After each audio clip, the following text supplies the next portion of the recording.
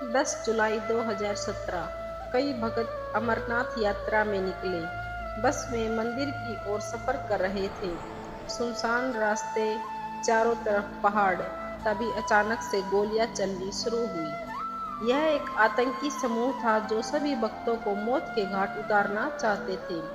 आतंकी बस में घुस गए और कई मासूम बच्चों, महिलाओं को मार दिया, लेकिन केवल एक व्यक्ति उस घटना से बच पाया, जिसका कहना था कि जब एक आतंकी उस पर गोली चलाने वाला था, तब एक रहस्यमयी आकृति ने उसकी जान बचा ली।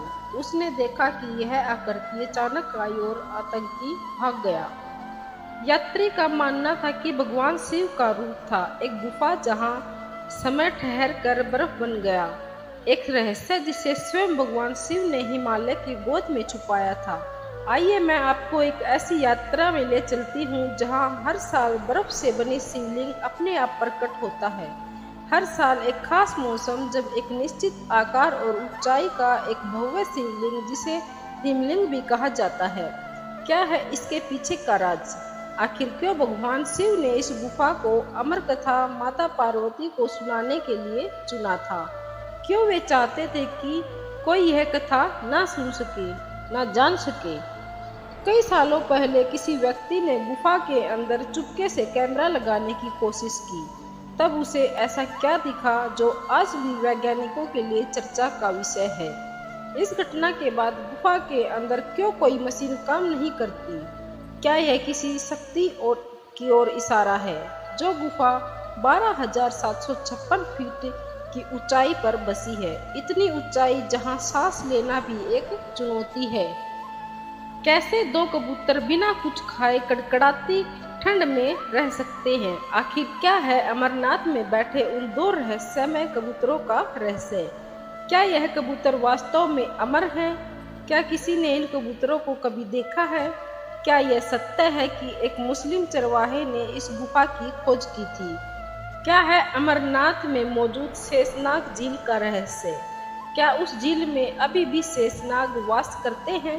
और अगर हाँ, तो ऐसी कौन सी चीज है जिसकी वे रक्षा कर रहे हैं? जिस गुफा के अंत तक कोई नहीं जा पाया, तो कहा जाता है कि इस गुफा के अंत में एक ऐसा द्वार है जो दूसरे लोक में ले जाता है। हम उन्हीं रहस्यों के बारे में बात करेंगे जो आज भी अमरनाथ की गुफाओं में छिपे बैठे हैं। यह यात्रा रहस्य और रोमांच से भरी हुई है। तो अगर आप इस चैनल पर नए हैं तो वीडियो को लाइक करके चैनल को सब्सक्राइब जरूर कर दें और कमेंट में लिखें हर हर महादेव। हिमालय प्रकृति का वह अनमोल रत्न जहाँ कोई रहस्य जैसे कैलाश पर्वत और केदारनाथ स्थित है। प्रकृति का वह अनमोल रत्न जहाँ हर चोटी, हर नदी और हर गुफा एक कहानी कहती है। इन सब के बीच एक ऐसी गुफा जहां शिव जी ने तप किया और माता पार्वती को अमर कथा सुनाई। पिछले 30 सालों में अमरनाथ में 14 से अधिक आतंकी हमले हो चुके हैं, लेकिन हर साल 5 लाख से भी ज्यादा भक्त भगवान शिव के दर्शन करने आते हैं। अमरनाथ कथा एक ऐसी कथा जिसकी आवाजें आज भी उस गुफा की हर दीवारों में गूंजती हैं। कहते हैं जब सृष्टि की शुरुआत हुई तब भगवान शिव और माता पार्वती के बीच एक अनोखा संवाद शुरू हुआ। अमर कथा की शुरुआत होती है हिमालय राज्य की पुत्री माता पार्वती से। भगवान शिव और माता पार्वती तपस्या में लीन थे। एक दिन माता पार्वती ने भोलेनाथ से प्रश्न किया, प्रभु आपके गले में जो नर मुंडों की माला है वह किसकी है और आप अमर कैसे हैं? शिव जी ने मुस्कुराकर उत्तर दिया, यह माला तुम्हारे और मेरी अमरता के हर जन्म की है। यह एक कथा है जो किसी को नहीं सुनाई गई है। यह सुनकर उनके मन में इच्छा जाग उठी, उस रहस्य को जानने की, उस कथा को सुनने की। पार्वती माँ ने शिव जी से आग्रह किया कि वे उन्हें अमर कथा सुनाए। शिव जी मानते थे कि यह कथा अत्यंत गूढ़ और शक्तिशाली है, इतनी शक्तिशाली कि कोई असमर्थ व्यक्ति इसे सुने तो उसका पूरा अस्तित्व ही बदल सकता है।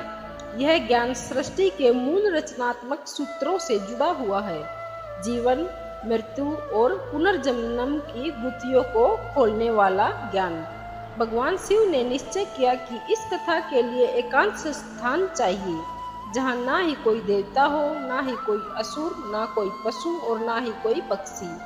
भगवान शिव ने यात्रा आरंभ की। सबसे पहले उन्होंने अपने प्रिय वाहन नंदी को कैलाश पर ही छोड़ दिया। फिर अपने पुत्र गणेश को भी वे यही चाहते थे कि यह कथा सुनाते समय कोई उपस्थित ना हो पाए। पृथ्वी, जल, अग्नि, वायु और आकाश, यह सभी मिलकर पंच महाभूत बनाते हैं। शिव जी ने पंच महाभूत के सामने अपने मस्तक के चंद्रमा को भी पीछे छोड़ दिया। यह इस कथा की शक्ति को दर्शाता है। वे केवल पार्वती को यह कथा सुनाना चाहते थे। अंत में यात्रा समाप्त हुई। शिव जी ने एक ऐसी गुफा ढूंढी जहां चारों तरफ एक भव्य ऊर्जा थी, जहां आत्मा और ब्रह्मांडीय ऊर्जा का मिलन संभव था। एक प्राचीन और दुर्गम गुफा जिसे आज हम अमरनाथ गुफा के नाम से जानते हैं। और यहीं पर उन दो रहस्यमय कबूतरों की कहानी आती है, जो मैं आपको थोड़ी देर में बताने वाली हूँ। कथा आरंभ करने का समय आ गया था, लेकिन भगवान शिव ने माता पार्वती को स्पष्ट निर्देश दिए, जब तक मैं बोलूं तब तक तुम हैं की ध्वनि करती रहना। इससे मुझे पता चलेगा तुम मेरी बातें सुन रही हो। माता ने उनकी आज्ञा को स्वीकार किया और कथा आरंभ हुई। यह तो आप जानते ही हैं कि यह कोई साधारण कथा नहीं थी। इस कथा में शिव जी ने बताया कैसे आत्मा शरीर बदलती है, कैसे मृत्यु एक भ्रम है और कैसे चेतना का स्तर ऊंचा उठाकर कोई भी अमरत्व को प्राप्त कर सकता है। उन्होंने परम ऊर्जा के स्रोत, सृष्टि की रचना, भ्रम और माया के रहस्य और अमरत्व की विधि सभी कुछ उजागर किया। कथा चल रही थी और अब कुछ ऐसा हुआ जिसने सब कुछ बदल दिया। कथा के दौरान माता पार्वती गहरी शांति और ध्यान के कारण नींद में चली गई, लेकिन फिर भी हूं की आवाज आ रही थी। शिवजी को यह विचित्र प्रतीत हुआ। उन्होंने देखा कि पार्वती तो विश्राम कर रही है और एक कबूतर हूं की आवाज निकाल रहा है। यह देखकर शिवजी क्रोधित हो उठे और तलवार लेकर उस कबूतर के पीछे भागे। लेकिन अमर कथा को पक्षी ने सुन लिया था, जिससे वह ब्रह्म ज्ञान में परिपूर्ण हो गया।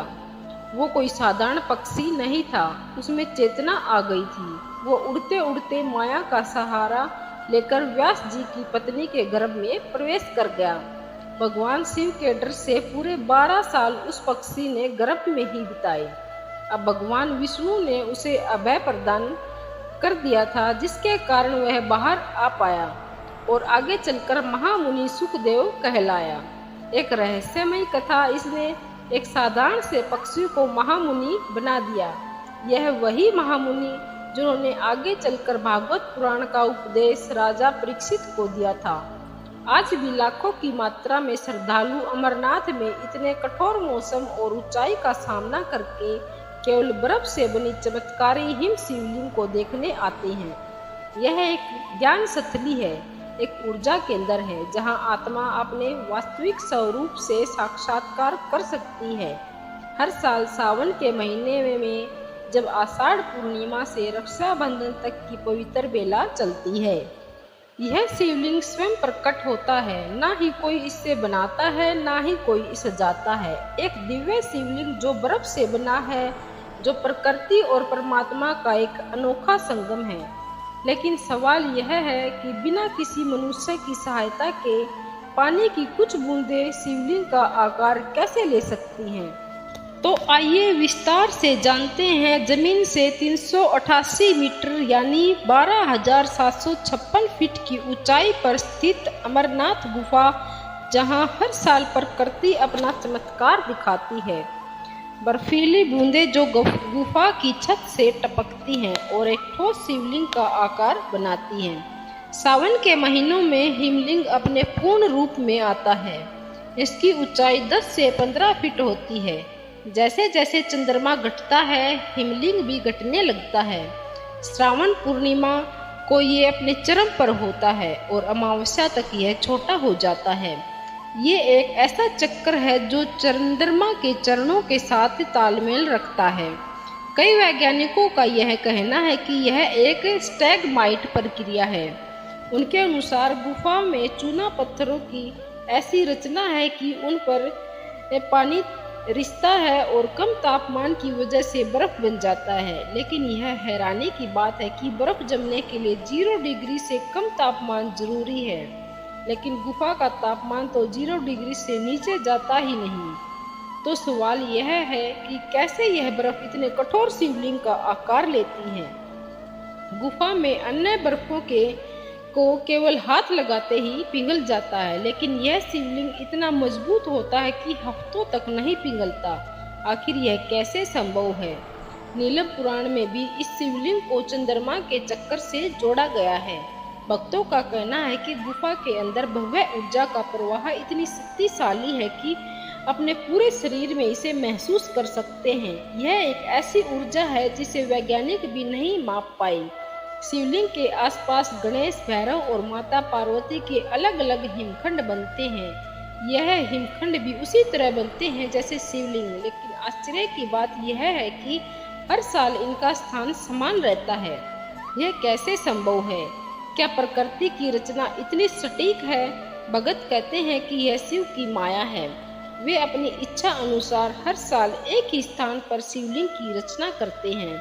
अमरनाथ का चमत्कार केवल यहाँ तक ही सीमित नहीं है। कबूतरों का जोड़ा अमरनाथ की सबसे रहस्यमय और दिव्य पक्षी है। कहा जाता है कि यह जोड़ा शिव जी के समय से इसी गुफा में रहते हैं। जब शिव पार्वती को अमर कथा सुना रहे थे, तब एक शुक पक्षी ने इस कथा को सुना और अमर हो गया। आपको यह याद होगा कि शिव जी क्रोधित होकर कबूतर के पीछे भागे, लेकिन उस समय कुछ ऐसी घटना हुई थी जो भगवान शिव जी को जानकारी नहीं। उस समय कबूतर ने गुफा में 2 अंडे दिए थे। यह वही जोड़ा है जो आज भी गुफा में मौजूद है। अगर कोई भक्त इस जोड़े को देख ले तो उसकी यात्रा सफल मानी जाती है और कहा जाता है कि यह जोड़ा, जिसे अमर पक्षी के नाम से भी जाना जाता है, उनके दर्शन भगवान शिव और माता पार्वती के दर्शन के बराबर है। आपके मन में ये सवाल तो जरूर आया होगा कि इतनी ज्यादा ऊंचाई, कम तापमान और कम ऑक्सीजन, ऐसी परिस्थितियां पक्षियों के लिए असहनीय है। आप ही बताइए, क्या यह चमत्कार नहीं है कि इन्हीं परिस्थितियों में न केवल ये पक्षी जीवित हैं बल्कि हर साल दिखाई देते हैं। 2014 में एक घटना हुई। रमेश शर्मा ने गुफा के कोने में 2 कबूतरों को देखा जो दीवार पर बैठे थे। लेकिन क्या आप जानते हैं कि एक बार किसी एक व्यक्ति ने जिज्ञासा में गुफा में कैमरा लगाने की कोशिश की और सफलतापूर्वक लगा भी दिया, लेकिन जो उसके बाद हुआ वह सुनकर आप चौंक जाएंगे।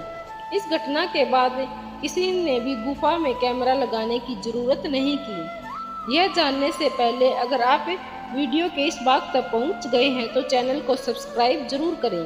कई साल पहले जम्मू कश्मीर के एक निवासी राम ने यात्रा समाप्त होने का इंतजार किया। जैसे ही यात्रा खत्म हुई, उसने चुपके से गुफा में कैमरा लगा दिया। सारे भक्त जा चुके थे। गुफा खाली थी, ना कोई पशु, ना कोई पक्षी और ना ही कोई जानवर। एक रात राम ने देखा कि एक साधु शिवलिंग के सामने जाकर बैठ गया। ना ही कोई ध्वनि निकल रही थी और ना ही वह हिल रहा था। उसने अपने पूरे शरीर को राख से लेप लिया था। राम उस साधु को देखते ही रहा। 1 दिन बीता, 2 दिन हो गए, देखते देखते 1 हफ्ता बीत गया। साधु नहीं हिला, ना कुछ खाया, ना ही कुछ पिया। ध्यान और भक्ति में लीन साधु का शरीर धीरे धीरे सिकुड़ने लगा और देखते ही देखते पूरी तरह से सिकुड़ गया और एक दिन गायब हो गया। रमेश यह दृश्य देखकर डर गया। वह तुरंत पुजारी के पास गया और उसने सारी घटना बताई। पुजारी ने रमेश को बताया कि वह कोई साधारण साधु नहीं था, वह एक सिद्ध पुरुष था। ऐसे योगी अमरनाथ की गुफा में साधना करने आते हैं। वे शरीर से परे आत्मा से शिव में विलीन हो जाते हैं। यह सारी बातें रमेश सुनकर स्तब्ध रह गया और तुरंत उस कैमरे को गुफा से निकाल दिया गया, क्योंकि भगवान और प्रकृति के रहस्य किसी को नहीं पता चले तो ही अच्छा है। कहा जाता है कि इस घटना के बाद गुफा में एक विशेष ऊर्जा ने जन्म लिया, जो आज तक कोई भी आधुनिक मशीन जैसे मोबाइल, रेडियो, सबसे तकनीकी दिक्कत आनी शुरू हो गई। आज भी अमरनाथ की हर दीवार पत्थर में अमर कथा गूंजती है। कहा जाता है कि जैसे ही कोई गुफा में प्रवेश करता है, एक अजीब सी कंपन और ऊर्जा महसूस होती है। अमरनाथ यात्रा की बात आए और शेषनाग झील के बारे में चर्चा ना हो, ऐसा हो ही नहीं सकता। जो भी भक्त शेषनाग झील में जाता है वह एक दिव्य शक्ति को अनुभव कर सकता है। यह केवल एक ठहरने की जगह नहीं, यह एक आस्था से भरी दिव्य शक्ति को महसूस करने की जगह है। कहा जाता है कि जब भगवान शिव ने अमर कथा सुनाने के लिए इस गुफा को चुना तो अपने सभी साथियों को अलग अलग स्थानों पर त्याग दिया। उन्हीं में से एक है शेषनाग, जिन्हें शिव जी ने एक झील में निवास करने और उनकी रक्षा करने को कहा। मान्यता है कि आज भी इस झील में शेषनाग निवास करते हैं। कहा जाता है कि हर 24 घंटे में वे झील से बाहर आते हैं, लेकिन हर किसी को इनके दर्शन नहीं मिलते। केवल वही भक्त जिन्हें शिव जी की कृपा प्राप्त होती है, उन्हें ही शेषनाग के दर्शन साक्षात प्राप्त होते हैं। झील की गहराई करीब 250 फीट बताई जाती है। होने के बावजूद झील का पानी नीले रंग का होता है, ना कि सफेद या पारदर्शी जैसा आमतौर पर होता है। यह नीलापन इस झील की सबसे रहस्यमय बातों में से एक है, जिसे आज तक विज्ञान भी पूरी तरह नहीं समझ पाया। यह झील 1 किलोमीटर लंबी है। इसके चारों तरफ ऊंचे ऊंचे पर्वत हैं। मान्यता है कि यह सप्त अर्षियों का प्रतीक माने जाते हैं। 15,000 फीट की ऊंचाई पर स्थित यह झील इतना भव्य लगता है मानो स्वर्ग धरती पर उतर आया है। कहा जाता है कि इस झील को स्वयं नागों ने खोदा था ताकि वे यहाँ निवास कर सकें। कई भक्तों ने 5 सिरों वाले शेषनाग के दर्शन भी किए हैं और यह दर्शन उनके जीवन का सबसे अलौकिक पल बन गया। कई योगियों का कहना है कि झील के समीप ध्यान मग्न रहते समय कोई बड़ी सी दिव्य परछाई हमारे ऊपर आ जाती थी। शेषनाग झील कोई सामान्य झील नहीं है, यह भगवान शिव की अमर कथा से जुड़ा जीवित रहस्य है।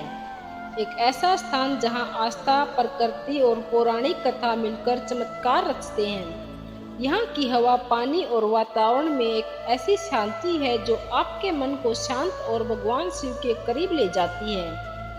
क्या आपने कभी शेषनाग झील को देखा है? अगर हाँ तो कमेंट में अपना अनुभव मेरे साथ जरूर शेयर करें। शिवखोड़ी गुफा, जो जम्मू कश्मीर के रियासी जिले में स्थित है, एक ऐसी जगह है जो अपने आध्यात्मिक और रहस्यमय पहेलियों से शिव भक्तों को आकर्षित करती है। यह गुफा लगभग 200 मीटर लंबी और 1 मीटर चौड़ी है। यह गुफा भी अमरनाथ के रहस्यों का एक बड़ा हिस्सा है। मान्यता है कि इस शिवलिंग के ऊपर एक पवित्र जलधारा गिरती है जिसमें औषधि के गुण हैं और कहा जाता है कि इस जल से स्नान करने से सारे मानसिक और शारीरिक बीमारियां खत्म हो जाती हैं। गुफा की दीवारों पर अन्य प्राकृतिक आकृतियां भी हैं, जैसे देवी पार्वती, गणेश और नंदी, जो इसे और अधिक पवित्र बनाती हैं। कहा जाता है कि इस गुफा का एक छोर सीधा अमरनाथ गुफा तक जाता है। यह कोई सामान्य मार्ग नहीं है, इस मार्ग को बंद कर दिया गया है। कई साधुओं ने इस मार्ग से अमरनाथ गुफा तक जाने की कोशिश भी की, लेकिन कभी कोई लौट कर नहीं आया। यह भी कहा जाता है कि यह स्वर्ग में जाने का मार्ग है। गुफा तक पहुंचने का रास्ता संकरा है, जिसके कारण कोई आम इंसान इस मार्ग पर नहीं जा सकता। एक और कहानी है जो बहुत प्रसिद्ध है। कहा जाता है कि जो भी व्यक्ति शिवलिंग के दर्शन करने के बाद गुफा के और गहराइयों में चला जाता है, वह कभी लौट कर नहीं आता। कई घटनाएं सामने आई हैं जिसमें बहुत से भक्त लापता हो गई, मानो कोई शक्ति है उस गुफा में जो अजनबियों को अंदर आने से मना कर रही है। इसलिए आज भी दर्शन के लिए केवल एक निश्चित सीमा तक जाने की अनुमति है और गुफा का अंतिम सिरा अनदेखा और अनसुलझा रहता है। शिवखोड़ी गुफा तक पहुंचने के लिए यात्रियों को 179 सीढ़ियां चढ़नी पड़ती हैं, जो गुफा के प्रवेश द्वार तक जाती हैं। यह यात्रा शारीरिक रूप से कठिन है, लेकिन आध्यात्मिक रूप से संतोषजनक होती है। गुफा के अंदर एक शिवलिंग है जिसके ऊपर से पानी गिरता है। अंदर का वातावरण शांत और भव्य है। भक्त यहाँ आते हैं, दर्शन करते हैं और कुछ मात्रा में पानी अपने साथ ले जाते हैं, यह मानते हुए कि यह उनकी बीमारियों को ठीक करने की शक्ति रखता है। चलिए अब उस सच्चाई से पर्दा उठाते हैं जो अमरनाथ के इतिहास में गलत तरीके से पेश की गई है। यह उस मुस्लिम व्यक्ति के बारे में है, वह कहानी जो बार बार दोहराई जाती है कि 1950 में बूटा मलिक नामक एक मुस्लिम गणे ने इस पवित्र गुफा की खोज की। लेकिन सवाल यह खड़ा होता है कि उस समय की बात कर रहे हैं जब इस्लाम का जन्म भी नहीं हुआ था। पैगंबर मोहम्मद जिनसे इस्लाम धर्म की शुरुआत हुई, हम उससे कई साल पहले की बात कर रहे हैं। सनातन धर्म सभी धर्मों से बहुत पुराना है। उस समय अनुयायी अमरनाथ गुफा में बाबा बर्फानी की पूजा करते थे, तो फिर बूटामली की कहानी कैसे सच हो सकती है? जब हम इस गलत इतिहास को सुधारेंगे और अमरनाथ के सही इतिहास को सामने लाएंगे, वह इतिहास जो प्राचीन ग्रंथों, पुरातत्व और सनातन संस्कृति की गहरी जड़ों में बसा है। भारतीय पुरातत्व विभाग इसे कम से कम 5000 साल पुराना मानता है। इस समय महाभारत से भी पुराना है। लाखों साल पुरानी हिमालय की चट्टानें इस गुफा को इतनी प्राचीन बनाती हैं। कश्मीर के महान इतिहासकार कल्याण ने अपनी रचना राजतरंगिणी में अमरनाथ का स्पष्ट उल्लेख किया है।